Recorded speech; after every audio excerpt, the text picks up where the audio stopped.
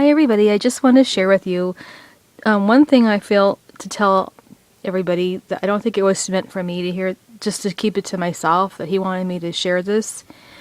But on Thursday night, I fell asleep at my computer, and I heard the Lord speak to me these words while I was asleep. He said, let me see exactly what he said here. I bring all good deeds into judgment, my winnowing fork and threshing floor. Now, I didn't understand what he meant by that, but I know he wanted me to look it up.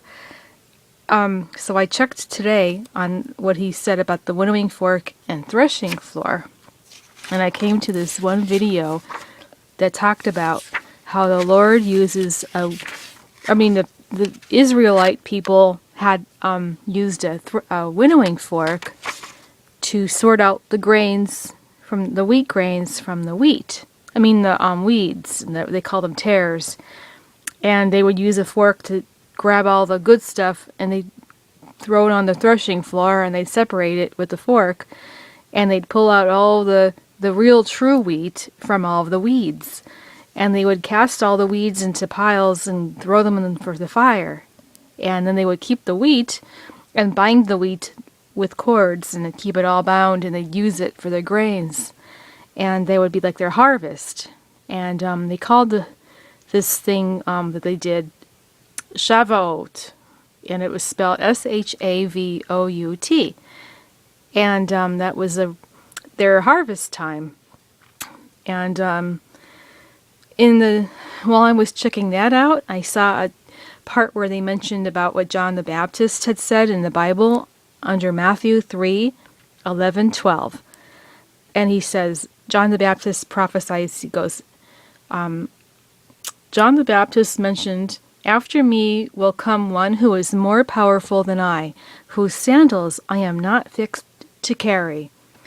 He will baptize you with the Holy Spirit and with fire. His winnowing fork is in his hand, and he will clear his threshing floor, gathering his wheat into the barn and burn up the chaff with the unquenchable fire."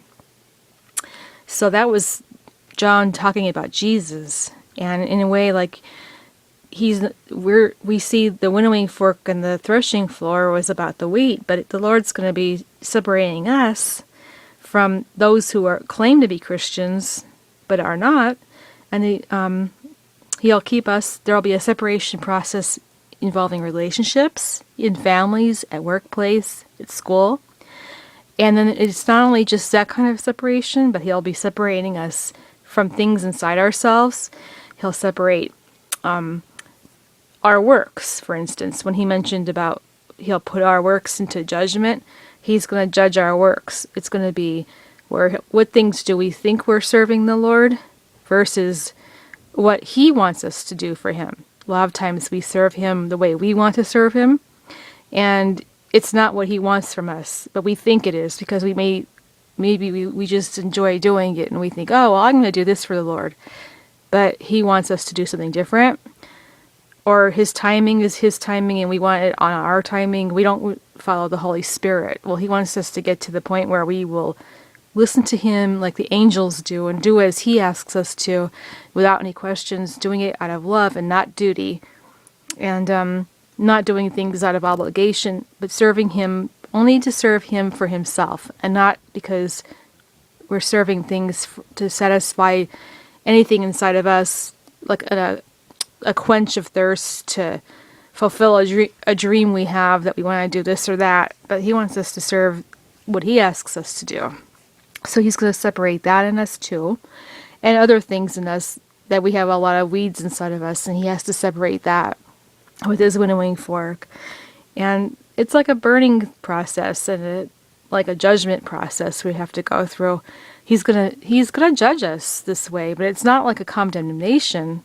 It's a good judgment. It's just to separate the wrong from the truth in us and around us and out and about us. I guess even like where we keeping us from relationships we shouldn't be with, separating us from jobs we're not supposed to be at, that He wants us not to be at, influences inside of us and outside of us.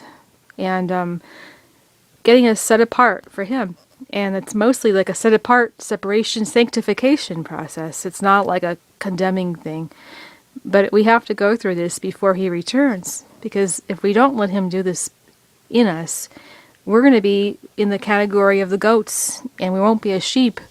And then when He comes to separate the sheep from the goats, we're going to be in the goat category, and we're not going to be able to go with Him. So we should let Him judge us now, and ask Him to make us into His sheep, to do His will, how He wants, and to serve Him, and not to serve and do things on our own, on our way. And that's basically what I'm getting from this, when He told me this. So I thought maybe I should just share it with everybody. I know it's for me too, definitely. It's for all of us, anybody who has an ear to hear. And I don't know, I don't feel He wanted me to keep it to myself. I don't often hear the Lord speak like that, hardly ever. Once in a while, I'll share it. Whenever I do, I share it, because it's always like very rare, and it never seems to be just for me. It's something, an opportunity for me to share with somebody else, so other people can get something out of it too. So I just wanted you guys to hear and encourage you. And thank you for listening. Goodbye.